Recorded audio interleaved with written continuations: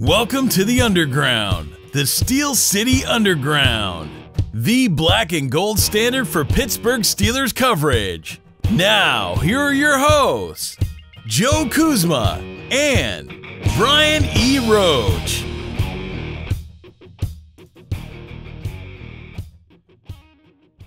Hello, everyone, and welcome to another edition of the Steel City Underground podcast, your black and gold standard for Pittsburgh Steelers coverage.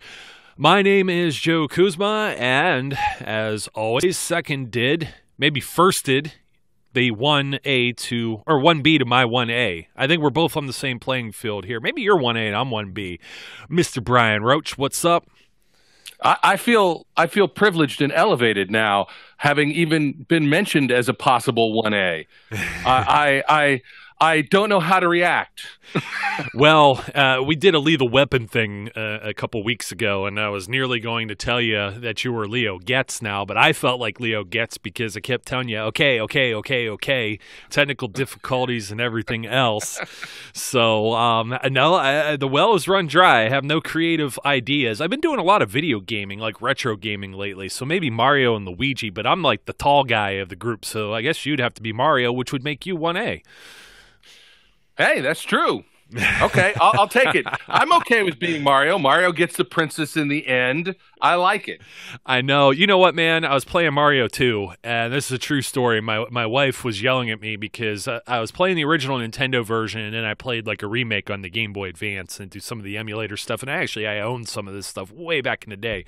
But I've been replaying all these things. I'm like about 35, 36 games into this. I started in December. And at the 2, you get to pick 4 characters to play if people aren't familiar with it. Mario and Luigi are 2 of the 4. But Luigi is just a terrible character in the game, and I played it, and at the end it tells you how many times you've used each of the corresponding players for each of the boards, and so you start and end the board with the same character. You can't switch in the middle. And I used Luigi a grand total of 0 times, and she just feels so bad that he's left out, so I had to use him when I went through and played the remake of that game, and he got used once on the very first board because he's absolutely terrible and useless otherwise. So I'm feeling terrible and useless today, and so has been my week. But we have some news. The Steelers did something in free agency. They did. It's awesome. It's what we've all dreamed about. Or maybe not.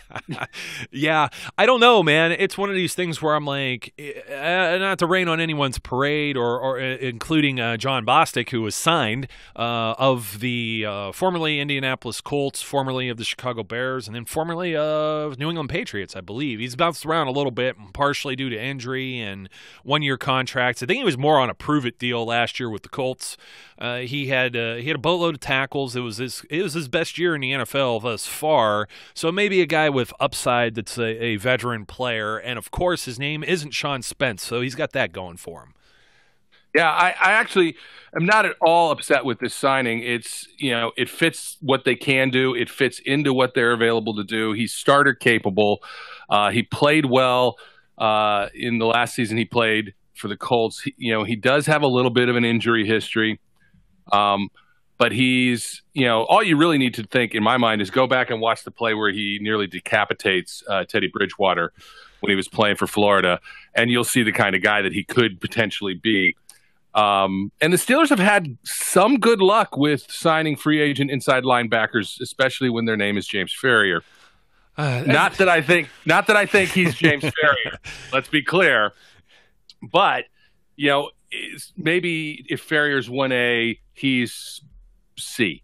Well, it's very tough. You can't put anybody up there with James Ferrier because he could very well be the best free agent signing the Steelers have ever had. And when you compare some of the free agents they've picked up over the last several years, let's say Mike Mitchell, Ladarius Green, they haven't had the best luck with signing guys off the scrap heap. This one, I said, reminds me of kind of like an Arthur Moats, because Arthur Moats is just a guy that's a role player. player. He came in, he's starter capable, but he's never become or ascended major starter. But I remember when we signed Arthur Moats, there was a little bit of buzz to him. I don't think a ton of buzz, but it was like, yay, we did something in free agency, because they had done nothing that year as well, being saddled with cap or lack of salary cap. And, so I temper my expectations on Mr. Bostic here. I wish him all the best, and some still disagree with me internally at SCU, and I think the Steelers could still have a go at Lawrence Timmons, because I don't see any market for Lawrence Timmons right now. It might be a post-draft type thing, but this is almost like the running back situation when Bell got hurt multiple times, multiple years, and then D'Angelo got hurt too. When not only did Shazier get hurt last season, but Tyler Matakevich, who was his backup, got hurt. And I think you can't have enough now in the backup plans. I don't know that anyone's spot is safe, be honest here, even including Vince Williams, who's going to be entering the final year of his contract. So I think looking ahead, the Steelers have a 2-year. Usually you're looking to at least get that 1 year out of the guy for sure, but you don't know what the future holds for Ryan Shazier. You got some unproven guys like Matakevich and LJ Fort, where the only opportunity really had to prove themselves last year were in some really bad goal line packages where they subbed linebackers for defensive backs. And so I'm not entirely sold one way or the other that even those two could make the roster this season. I don't think you see Sean Spence come back at all, and that's not necessarily a bad thing. I hate to trash players, but he just looked like, Father Time hit him real early. And when you have the kind of catastrophic, tragic injury that he had and had to come back from, it's quite sad. And ironically, he got cut from the Colts last year, where Bostic was a member of this team. And Bostic was the signal caller on the team, too, so that also helps. And from what limited film I've seen of Bostic thus far, of course, I picked the game where he misses a tackle first thing out the gate. But his coverage skills look a lot better. He's a lot faster side to side on the field than Mr. Sean Spence would be. So this is, at least for the time being, a stopgap or maybe a temporary thing.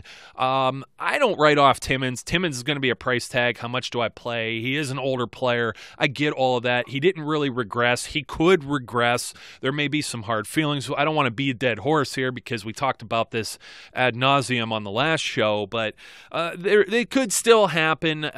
But this is a move where the Steelers necessarily don't have to reach for an inside linebacker with their top overall pick in the draft. That'll be part of our conversation today, what they might do with that pick.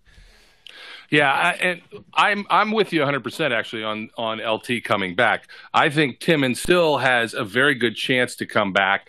He got a lot of money from Miami last year.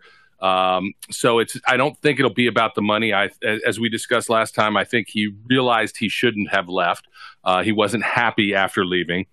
But it is going to be price tag based to a certain extent. If he's willing to come in and end his career with the Steelers, essentially work in the role that's appropriate for him to work in, which may be, some sub-package work as a backup. I don't think he would start.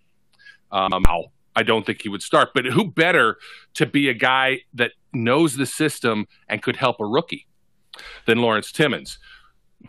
All of the above. Like I said, depth being a concern too, and some of the internal chatter amongst us as we infight sometimes or debate was, all those things, age, this and that, role, and then it was, well, he's only a two down backer. Well, that was the argument that was being made when they didn't initially extend him and then didn't bring him back last season. He played 3 downs. And I would argue Vince Williams in the entire Steelers system doesn't have a 3-down backer like that anyway. Maybe when Shazier was healthy, maybe that's why Bostic is coming on. Maybe this is why they draft a guy.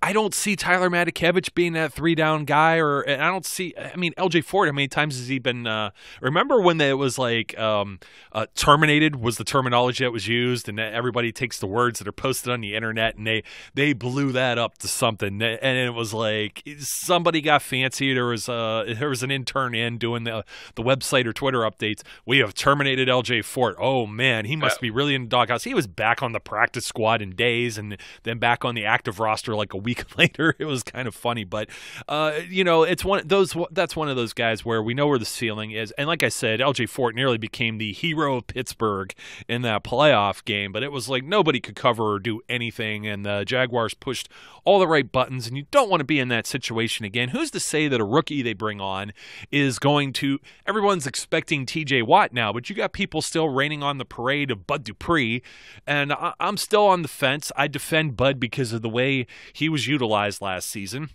He was not used as primarily just a pass rusher, and you got people that are still on Artie Burns' case, and of course called Jarvis Jones a bust. So today, that's what I want to kind of talk about, like what the Steelers do with this first overall pick, because do you want them reaching for a player that looks like they could be the fit, but maybe they're not? Maybe they're a guy that could go later, or they could find someone else that may be a better choice. Yeah, it's a tough call, but I think that's what this signing does. It puts them in a position where they don't have to stretch. If the inside linebacker or the linebacker selections have been decimated through the top end of these picks, the Steelers are no longer in a position where they're like, well, we really have to get one, and we can't wait until the second round when there really won't be anything left. We'll have to take a guy. They're now in a position where they can back off of that and say, let's just take who fits best, who is the best player for us right now. And they just hosted Michael Thomas, who is a free agent. He was with the Miami Dolphins, and as I understand, he left without a contract. Doesn't mean he won't rebound back around, but it's, hey, the Steelers can only do so much for him, so he's going to do the tour and see what the best fit is, of course. So they're still looking for some safety depth, too, which is going to give them a little wiggle room. We had already talked about Sean Davis and J.J. Wilcox, the possibility of maneuvering those pieces, as well as taking someone in the draft. A lot of people, we have some of our guys we're going to be talking about as favorites. Justin Reed is one of the top ones right now, and then, there's guys that could be right off the board. I start thinking of previous drafts, like how everyone wanted to fit Carl Joseph or Keanu Neal. I think I talked about this last time. Shoehorn them into the Steelers' position. But if those guys aren't there, there are positions that you and I have talked about being like, no, they definitely, and we're talking top overall pick. I mean, it doesn't mean that they won't select a tight end or an offensive lineman with their top overall pick. But I don't feel that those are absolute incredible needs on this team, especially when you still have like a tight end, Vance McDonald, and you have Jesse James, and you have all of these great offensive linemen, and Mike Munchak is a coach who's capable of grooming Chris Hubbard into getting a multi-million-dollar deal with the Browns.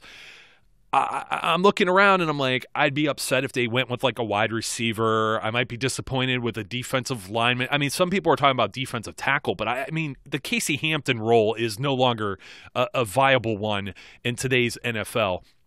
I even got caught up in that with the whole Andrew Billings thing a couple of seasons ago, a couple drafts ago too. So I start to think, you're like, well, the Steelers have a need of an inside linebacker. You see a lot of these guys go second, third, fourth rounds, maybe not like a Luke Kuechly, for example, but or a Shazier, but there are a lot of players out there that are starters in this league that are mid-round picks as a middle or inside linebacker, depending on the scheme. Safety could be the same thing, too. I think safeties are more of a premium. Any defensive back in this day and age of a pass-happy NFL. So it's like if their guy isn't there and the Steelers were to do the unthinkable, the thing that you and I have discussed for the last several years, said no, no, no. We kind of eased up on that just a little bit because it is the year 2018, and one Ben Roethlisberger is not getting any younger, and that would be a quarterback. And I started to think today, based on the Steelers having their meeting or the pro day that was at Oklahoma State, and they got to see Mason Rudolph, and a lot of people are putting Mason Rudolph, or I'll just put it out there right now, Lamar Jackson. A lot of these so-called experts with the draft are mocking these guys to the Pittsburgh Steelers. And I started to think to myself, Ben is now 36. How many years, Brian, do you think Ben has left in the NFL? Realistically, 3. That's what I think. So he'd be 39. He would be 39. Yeah. I could see him possibly stretching it to a 4th if everything else is in place. What I don't see is when the wheels start to come off, and they're going to for this team, when the offensive weapons that we have around him no longer are as dynamic as they are now, Ben's not going to keep playing. And so I think we can keep this group together for about 3 more years, 4 maybe, and then we're going to start to see the tread wear thin, and we're going to have to prepare ourselves for the lean years. Well, maybe. And this is what got me thinking on this. I am so opposed to this. The Steelers have these huge needs, but if everyone's like, well, Bud Dupree maybe not worthy of a first-round pick, Artie Burns maybe not, and then who's to say? They're still young in terms of NFL years. Okay, and Dupree lost part of his season with an injury 2 seasons ago. So when you're talking about that, or you're reaching for a position you need, and everyone's like, Jarvis Jones is this guy, and you kind of buy into your own hype and your own evaluation. I mean, you're lucky that the Steelers get some of these mid-round picks. Just amazing. And some of the late-round picks, like an Antonio Brown that does really well, or Martavis Bryant, or even in the second round, a Le'Veon Bell or a Stephon Tuitt or Juju Smith-Schuster, they're capable of evaluating all the way up and down the draft. So I have faith that even if they miss on the first round, not necessarily the worst situation, which is why I might be okay depending on who's there as a quarterback. We went through all the teams that need a quarterback. Some of those teams have made moves. The Jets have now moved up to the 3rd pick with a trade, and they already have McCown coming back, and they signed Teddy Bridgewater for a year. And you still have other teams that have needs, like the Cleveland Browns and the Buffalo Bills have like nobody right now. So they're obviously probably looking to draft somebody. But we said there's 5 or 6 guys in this draft. This looks like a draft class that could be outstanding. You look at where the Steelers are consistently drafting. They haven't had a top 10 pick since Plaxico Burress, and really even getting into the teens that required an 8-8 season. They have not had a sub 500 season under Mike Tomlin, which is our argument when we say how great of a coach he is. So when you're not losing and not having crapping the bed with your season like the Browns are, you aren't going to be in the top 10 or top 5 of picks. And guess where all these great quarterbacks, or the ones that they have these high valuations or draft grades on, go? They go in the top 10, top 15.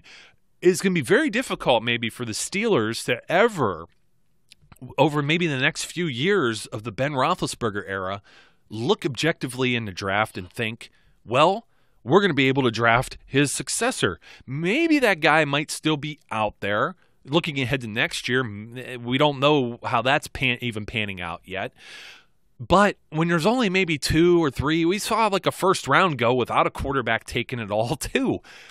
Yeah. These guys, I mean, you had Derek Carr fall into the second round, but not often does anyone fall into the second round. We've gone through this. Russell Wilson, Dak Prescott are exceptions. Tom Brady is an exception. Nearly every franchise starting quarterback in the NFL is a first-round grade. Now, when you have 6 of these guys that could go, there may be an opportunity where one of them, much like Aaron Rodgers with the Green Bay Packers, falls into this position where the Steelers are picking, 28 if my memory serves me correctly. And you know what?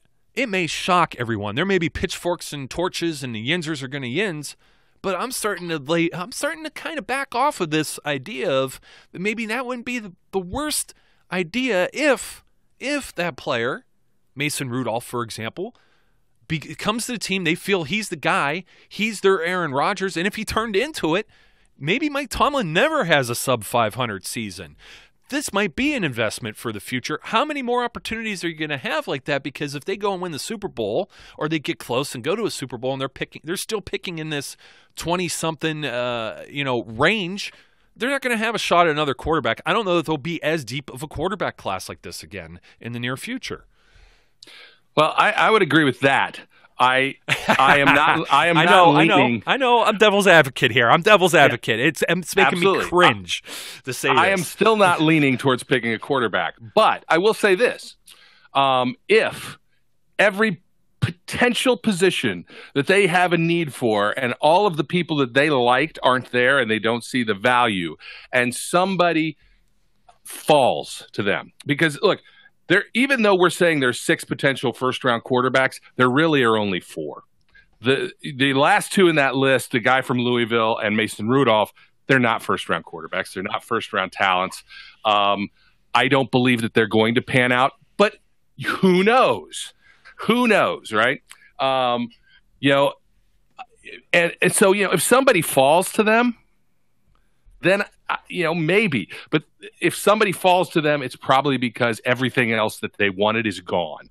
Mm-hmm. So, if all the safeties are gone that they have an interest in and they don't think, or maybe they think they're going to be able to pick up somebody they like in the second, if all of the linebackers are gone, if there's no running back, because we all know there's going to be a need next year, not in 2018, but at this point, there's going to be a need in 2019. And we think so. Yeah, there's not going to be if there's not a running back, if there's not extra DLs, I would take an offensive lineman before I'd take a quarterback. I might even take a corner before I'd take a quarterback. Ooh, but I wouldn't take a tight end, and I wouldn't take a wide receiver. Those 2 positions, I don't think supplant if there is a better value at quarterback. The question will end up being, who is it, and is it really a value? Yeah, it's gambling. That's what I said. There's a risk, because then if you don't take someone at whatever position, let's say it's safety. They've passed on safety many times over the last few seasons. We've seen them speak. In fact, I think the Cleveland Browns really spoiled their draft last year, believe it or not. I think TJ Watt may have been their guy the whole time, but there's no doubt that they were looking at Jabril Peppers and David Njoku, who both went to Cleveland.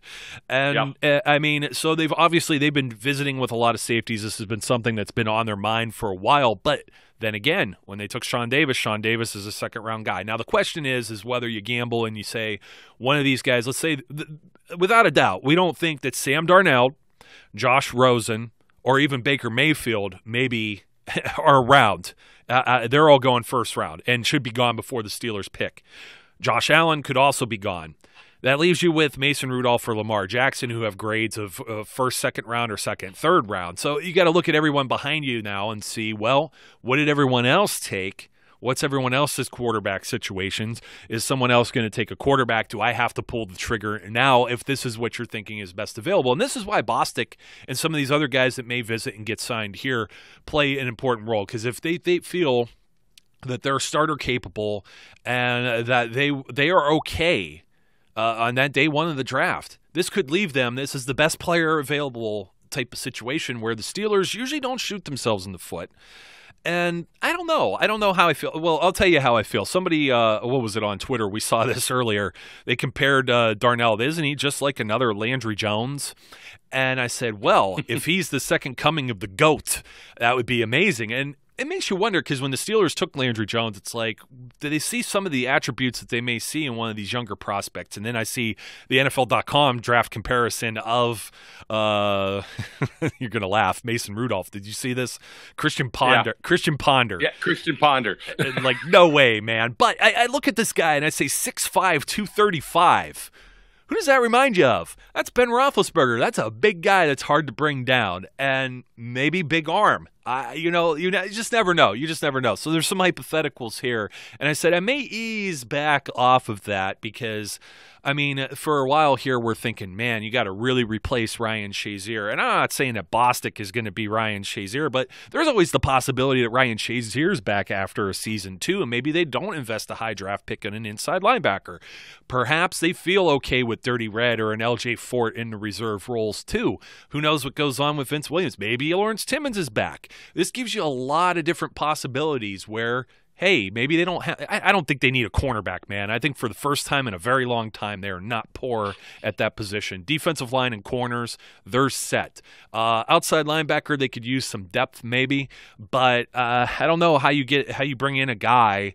I don't think you could bring in a first-round pick that's an edge rusher to replace who's he going to play for? He's going to sit on the bench. He's not going to be a Dupree or a Watt are going to be playing. So it's like the need would be inside linebacker and safety if you're looking for somebody to start.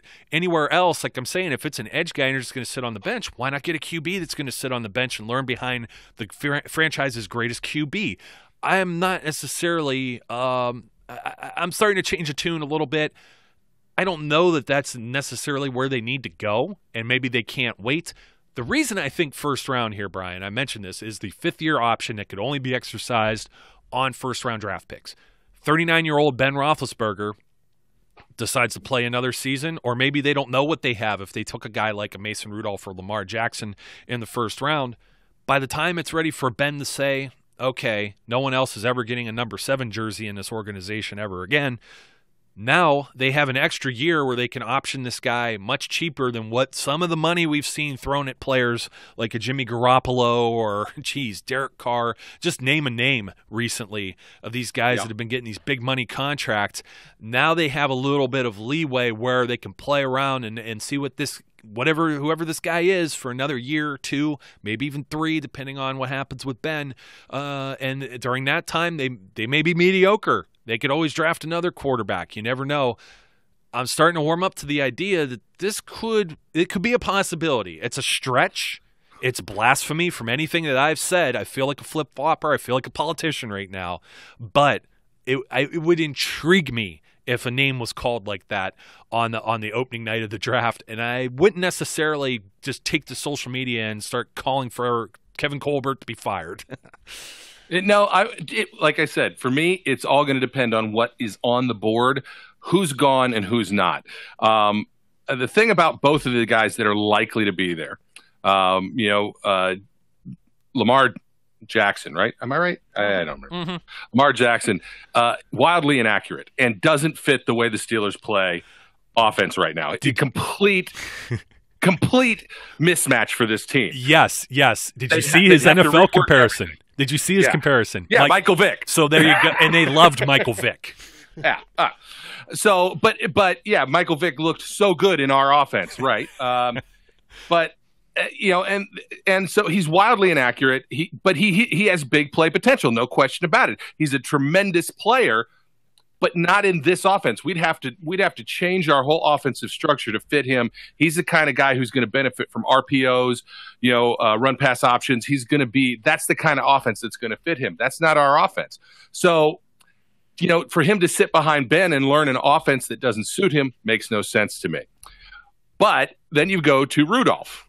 Now, Rudolph is his stats look like you're going, like you said, that's Ben Roethlisberger. He even came out and compared himself to Ben Roethlisberger. But his arm is dead sometimes. If you watch some of his tape, he can make long throws, and then all of a sudden his arm is just useless. I'm not a fan. Well, just put it that way. You were giving me the Chris Collinsworth vibe with the RPO just a second ago. Yeah. It is what they are. I mean, that's what he's best suited for. It's the way that it would work for him. And I don't know. Would I hate the picks? I'll tell you, if Rashaan Evans is still on the board and they pick a quarterback, I'm going to lose my mind. Yeah, I'm with you. No, that's where I would lose my mind. But I would understand if Reed's gone, Evans is gone, and you're sitting there and you're wondering what they're going to take. Would you take LVE? Well, you could. I don't know. I'm not sure. See, this is the thing. Like an LVE reminds me of a Tuitt that could fall into the second round, and maybe everyone. But to 28. All these people that talk, like Mel Kiper and Bucky Brooks and stuff, all the guys that are giving us quarterbacks, and I've been crapping all over it. Maybe they're not. Maybe they see something else different. I don't know. But no. What was I going to say? I'm going to say one thing to you about Mel Kiper. The same thing I've said before. Yeah. When is the last time Mel Kiper was ever right about anything? I don't know. Skip Bayless has been right before he was, and many times since too.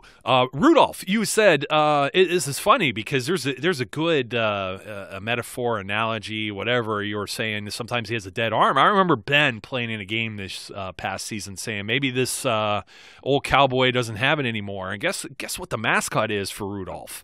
A cowboy. So I mean, it's perfect. It's perfect. I think it fits there. No, I'm not necessarily saying it's very tough because they've loaded up on defense for how many years in a row now in these drafts, and it just seems like nothing sticks, and they have the worst of luck. And I don't know. Do you think there's somebody better than Mason Rudolph that would be around late 20s or like that 31st, 32nd pick in a first round if you're planning on going all in on a Super Bowl in the next 3 years? And I feel that's where they are, is all in on a Super Bowl, and that's why they would probably prefer to get a safety or an inside linebacker, more than likely with the picks 1 and 2, first and second round, or even a third rounder. So that ship hasn't sailed for me at all yet. That's still where I'm planting my flag, but I could at least see the sense. But as you said, with a few of these names that look like superstar names, what we're really counting on is these quarterbacks to all be drafted early. So one of these guys falls into that spot rather than, oh, hey, we'll get the 5th best quarterback around. It's like when I play fantasy football and it's like, oh, hey, can I get the best wide receiver, or should I take, like the 6th running back that's like C.J. Anderson projected from the Broncos, and I just, make a fart noise on it, and I go with the wide receiver. I'll go take AB over that, So yeah. I guess if you relate to it in that regard, I totally get it. I absolutely cringe at the thought of Lamar Jackson and the profile, the comparison of a Michael Vick and all of the other quarterbacks that have come along, like a Dennis Dixon or a Byron Leftwich, that have fit that same mold. It just doesn't seem to work with the Pittsburgh Steelers, and that one would make me probably even more upset than, say, Baker Mayfield's there, and then you're starting to think, well, I don't know. Could you handle 2 Oklahoma quarterbacks on that roster with the Steelers? No, I couldn't. I couldn't do that. Now, let me just read you this about Rudolph. Rudolph could be an early backup with the potential of becoming an average to below average starter in the league. That's on his NFL draft profile. That's what I see when I look at him. So I don't, they don't need a backup again, right? That's the scary part of this is we all get hyped because this looks like a great class, and it looks like a great class because the top 4 guys are all potential franchise guys. But out of those, once you get past that 4, man, I just don't know. Well, if Josh Allen is sitting there at 28, all right, if Josh Allen falls because of some weird reason, maybe people don't like his Draft Josh Allen website or whatever it is, if he falls, okay, maybe. Well, and I have something else to add to that too, but yeah, it's kind of the same thing. Like, nobody talks about the 4th guy taken in the same draft as Eli, Big Ben, and Phillip Rivers, and that's J.P. Lossman, who went to the Bills. And the Bills didn't make the playoffs until this past season for 19 years or whatever it was. So that's what you kind of want to avoid that. So I get it. I totally do. But here's a draft profile. It's not a quarterback. But this is a guy that would have he has trouble with his release against some of the physical cornerbacks on the next level if he lines up on the line of scrimmage. Explosive off the line, show a good burst of speed cuts, but needs to work on his hard cuts and underneath routes. Decent hands, but looks like the ball gets big on him at times, and he traps too many passes in his body. Lacks size, not tall, does not possess enough bulk at this time. Needs to add strength to more effectively beat press coverage, battle for the ball in the air. Route running skills could use some refinement. Needs to become more consistent catching the ball in a crowd. That's Antonio Brown, my friends. I know. Wow, were they ever so wrong on that one? Sorry if I blew anyone's speakers out on that. I didn't mean to yell. That deserves a wow. But hopefully we've at least offered the counter argument here, I think, Brian. We're still not sold on it, but there's still people thinking quarterback, and I had to at least give it some reflection since it's the most important position on the field. I still think Steelers go defense, and we're going to talk about that more in the coming weeks. Yeah, I would agree. Like I said, I will be content with a pick of quarterback, provided what else is there. I'm all about take what's best for the team at the time, and don't waste the pick. But at the same thing being said, if that's what's left, if all the quarterbacks are gone and there's a quarterback sitting there and some team missed out, I'm trading back. In the ideal situation, you would love to trade back, and there's always that possibility you get like a Minnesota Vikings that want to move up and get that guy in the first round so they could lock him down with an extra year contract should that work out. It did not work out for them the way that they envisioned, but you see what happens when you do get a late round guy that does end up panning out, like Russell Wilson or Derek Carr. You got to pay them earlier so you don't have that bargain savings to spend on other positions on your roster for that additional year. So the Seahawks window right there. I mean, Richard Sherman's out now. Michael Bennett's out. They're moving pieces. Marshawn Lynch was out of there before that. You may even see another mass exodus of several players. Jimmy Graham, there's another guy gone because now you have to pay Russell Wilson. And their offensive line, they weren't able to develop any guys there, and they were sitting ducks, couldn't run the football. And luckily Wilson, young guy, very mobile quarterback, he extend plays. I love him. He reminds me of Ben. He does. I mean, if there's somebody that does, he's a smaller player, but I love the way he extends plays. Reminds me of Ben, a younger Ben in that regard. Ben still gets it done, but he looks like he's plotting and kind of. It is painful to watch him run. It's like your joystick's stuck and you just can't move the player in Madden. And you're just, come on, move. I thought I was hitting the sprint button. He has like a 2 for his overall speed, and 1 being the worst. So but Brian, thanks for joining me again. We're definitely going to catch up some more and talk some more about the draft here in the coming days and weeks, and maybe the Steelers make more than one other move in free agency when we get together again. Yeah, I want to just throw one thing out before we leave. Oh, yeah.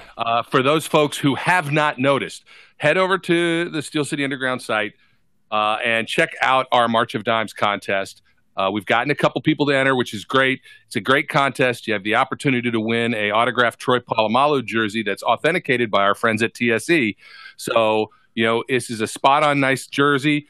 We gave away a Rocky Bleier helmet last year. This year, it's the Troy Polamalu jersey. All you got to do is make a donation to the March of Dimes, put in the comments Steel City Underground, and you could be entered. So for every $1 you donate, you get an entry into the drawing.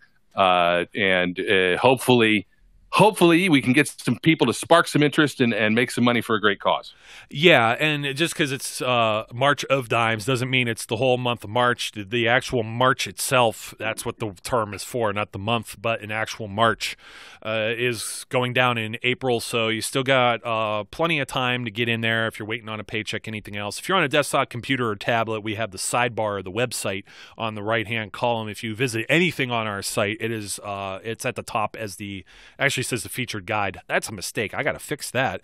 But it's here, and the URL for it, I think we have a short one. It's steelcityunderground.com/March of Dimes that you can go to. We've posted it a few times. It's pinned on social media, et cetera, et cetera. So all the details are there on how you could enter and win yourself a fine prize courtesy of Mr. Roach and a cause he truly, truly, truly feels. There's the whole story about his daughter Emily and everything there on the site too. So make sure you check that out, and I guess until next time, Brian, take it easy. The weather's starting to turn toward the good. Easter's around the corner here, and then we're going to be talking draft nonstop, I have a feeling. I just got a warning for a winter storm warning for tomorrow. It figures. You would think you would live in Western Pennsylvania, man, with the way the weather's going in Jersey there. Right? You guys get bombarded pretty good. So I've avoided a little bit of this. Tina's getting pounded in Iowa too, which is just it's like snow and ice storms, and I'm like, man, I'm just lucky. I have a buddy that's in Connecticut that's getting hit with all that too, and I'm like, how am I missing this? It's like all the lake effect and everything. It hits here from Cleveland. We're just at the very bottom tip of that lake effect snow belt, and somehow I've escaped that. So cross my fingers. Stay safe, folks. Take it easy out there. Hunker down and have a nice warm cup of hot cocoa, even if you happen to be Terry living in 70-degree weather in Southern California, because you know what? None of us are doing that besides Terry. Until next time, my name's Joe. His name's Brian. Be safe. Be good. We'll catch you later. We would like to thank you for listening and remind our listeners to follow us on social media and our website, www.steelcityunderground.com.